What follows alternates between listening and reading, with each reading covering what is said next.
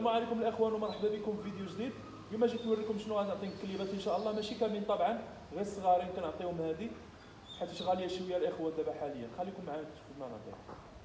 ها هي الاخوان، اليوم عندنا قناصي. شوف هذا الملعوق هذا اوسكار، عنده المعجبين اخ، اللهم بارك. اوسكار الغزال.